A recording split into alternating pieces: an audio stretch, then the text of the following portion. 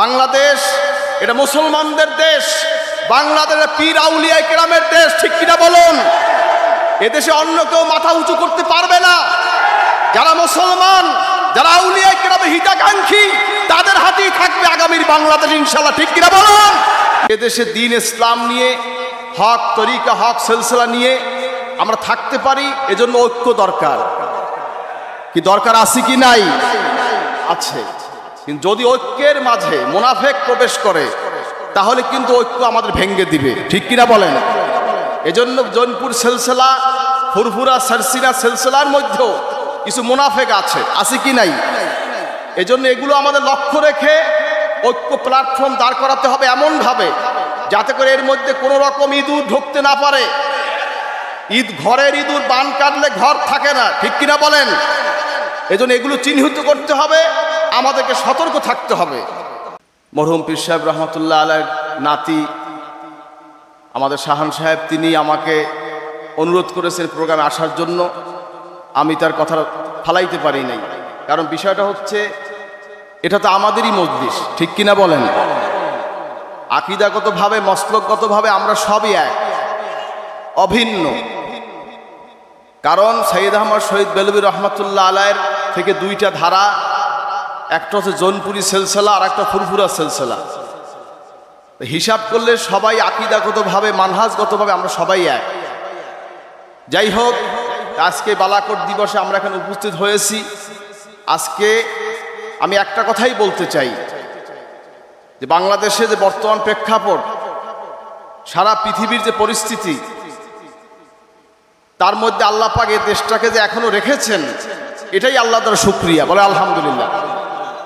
আগামীতে দেশটা যেন স্বাধীনভাবে, স্বাধীনতা, সার্বভৌমত্ব আল্লাহ পাক রক্ষা করেন এবং এদেশে দ্বীন ইসলাম নিয়ে, হক তরিকা, হক সিলসিলা নিয়ে আমরা থাকতে পারি, এজন্য ঐক্য দরকার। কি দরকার আছে কি নাই? আছে। কিন্তু যদি ঐক্যের মাঝে মুনাফেক প্রবেশ করে তাহলে কিন্তু ঐক্য আমাদের ভেঙে দিবে, ঠিক কিনা বলেন? এজন্য জৌনপুর সিলসিলা, ফুরফুরা সারসিনা সিলসিলার মধ্যেও কিছু মুনাফেক আছে কি নাই? এজন্য এগুলো আমাদের লক্ষ্য রেখে ঐক্য প্ল্যাটফর্ম দাঁড় করাতে হবে এমনভাবে যাতে করে এর মধ্যে কোনো রকম ইঁদুর ঢুকতে না পারে। ঘরের ইঁদুর বান কাটলে ঘর থাকে না, ঠিক কিনা বলেন? এজন্য এগুলো চিহ্নিত করতে হবে, আমাদেরকে সতর্ক থাকতে হবে। বাংলাদেশ এটা মুসলমানদের দেশ, বাংলাদেশের পীর আউলিয়া কেরামের দেশ, ঠিক কিনা বলুন? এদেশে অন্য কেউ মাথা উঁচু করতে পারবে না। যারা মুসলমান, যারা আউলিয়া কেরামের হিতাকাঙ্ক্ষী, তাদের হাতেই থাকবে আগামীর বাংলাদেশ ইনশাআল্লাহ, ঠিক কিনা বলুন? নারে তাকবীর! এজন্য আমাদেরকে হিসাব করে, চিন্তা করে, ফিকির করে সামনে পা ফেলতে হবে। কারণ আমরা সুন্নি দাবি করি, সুন্নিয়তের মধ্যে বিভিন্ন প্রকার বের হয়েছে। হাজরিন, আমরা সুন্নি। সৈয়দ আহমদ শহীদ বেলবী রহমতুল্লাহ আলাইহির তরিকা, আদর্শে যেই তরিকা আমাদের শিক্ষা দিয়েছেন সেই অনুযায়ী শরীয়তি সুন্নি আমরা, ঠিক কিনা বলেন? আমরা বেদাতি সুন্নি নয়। আমরা কবরে গম্বুজ করে, মাজারে শালু কাপড় দিয়ে সেজদা দেওয়া, এগুলো আমরা গ্রহণ করি না, ঠিক কিনা বলেন? আমি ফুলতলির শাহান সাহেবকে প্রস্তাব দিয়েছিলাম যে যারা সৈয়দ আহমদ শহীদ বেলবীর অনুসারী হোক, আহমদ রেজা খান বেলবীর অনুসারী হোক, যে যারই অনুসারী হোক, আমরা তো মুসলমান, ঠিক কিনা বলেন? যেহেতু আমরা মুসলমান, যাদের মধ্যে ভুল আছে, ত্রুটি আছে, আমরা তাদেরকে কাছে ডাকি, বসি, তাদের ভুলগুলো আমরা চিহ্নিত করি, তাদেরকে প্রস্তাব করি যে এগুলো সংশোধন করো। আজকে আমার যদি ভুল থাকে আপনি আমাকে ধরাই দেবেন, আপনার যদি ভুল থাকে আমি আপনাকে ধরাই দেব, কিন্তু ঐক্য থেকে আমরা বিনষ্ট হব না। এটা আমার প্রস্তাব। ইনশাআল্লাহ আমি এ নিয়ে আগামীতে কাজ করব, আপনারা আমার সাথে থাকবেন ইনশাআল্লাহ। কে কে থাকবেন দেখতে চাই। নারে তাকবীর! আল্লাহ কবুল করুন, আমিন। আমরা দুর্বল জাতি নই, আমরা দলীয় রাজনীতি করি না, তাই নয় যে আমরা ইসলাম চাই না। বাংলাদেশের রাষ্ট্র ধর্মে ইসলাম বলেন, শুক্রবার ছুটির দিন বলেন, রেড ক্রস বা রেড ক্রিসেন্ট বলেন, সারসিনার স্টেজে আমার দাদা হুজুর কেবলা রহমতুল্লাহর প্রস্তাবে তৎকালীন শাসক বর্গকে নির্দেশ করে, অনুপ্রেরণা দিয়ে সে আইনগুলি তারা সংশোধন করেছিলেন।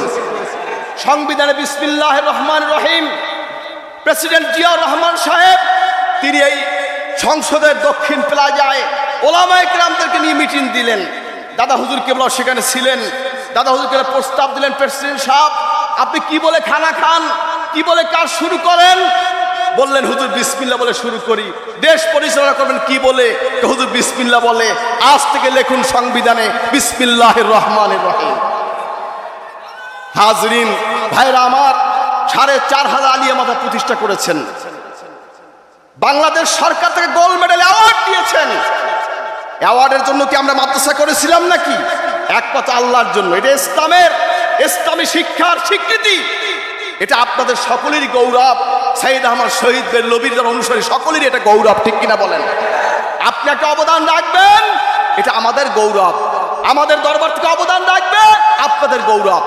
হযরত ফুলতলি সাহেব রহমাতুল্লাহ আলাইহি যখন আরবি বিশ্ববিদ্যালয় ইস্যু আসলো, তখন তিনি সিলেট থেকে লক্ষ লক্ষ মানুষটি ঢাকায় লং মার্চ করেছিলেন।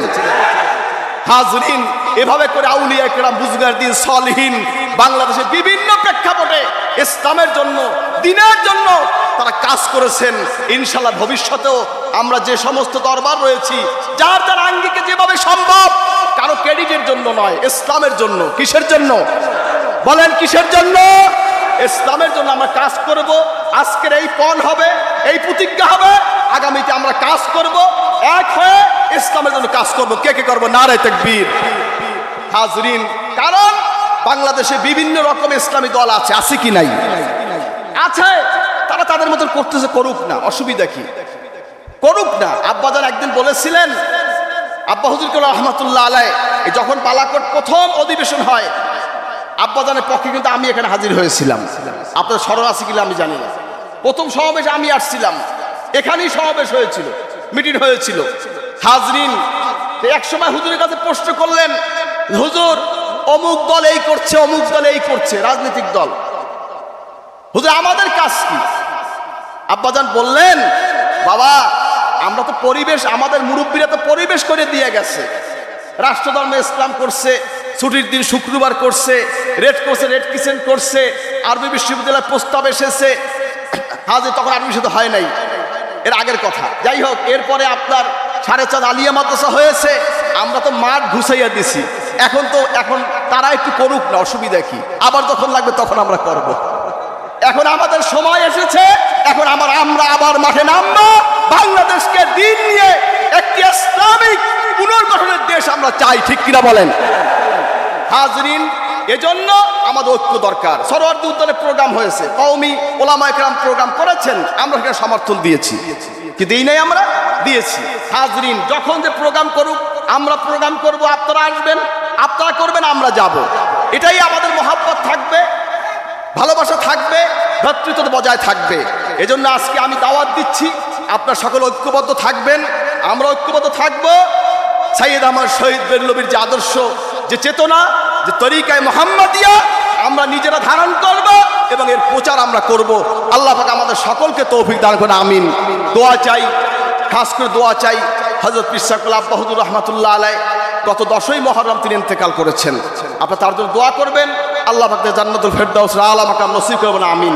তার যত নেক আশা ছিল, প্রায় ২৫০০ দিনিয়া মাদ্রাসা বাংলাদেশ হয়ে গেছে আলহামদুলিল্লাহ। হুজুর ইন্তেকালের পরে প্রায় ৫,০০০ মাদ্রাসার স্বীকৃতি আমি নিয়েছি আলহামদুলিল্লাহ। এখন রেজিস্ট্রির প্রক্রিয়া চলছে। আমাদের ভবিষ্যতে অনেক বড় পরিকল্পনা আছে, যদি আল্লাহ কবুল করে। আপনারা আমাদের পাশে থাকবেন। বাংলাদেশে ইনশাআল্লাহ গোসায় গোসায় প্রত্যেকটা ওয়ার্ডে আল্লাহ যদি কবুল করে, দিনিয়া মাদ্রাসা যদি আল্লাহ কবুল করে, হবে ইনশাআল্লাহ। আল্লাহ পাক কবুল করবেন, আমিন। এই দিনিয়া মাদ্রাসা শস্যি যান না, এটা সাইয়েদ আহমদ শহীদ বেরলভীর অনুসারী সকলের, ঠিক কিনা বলেন?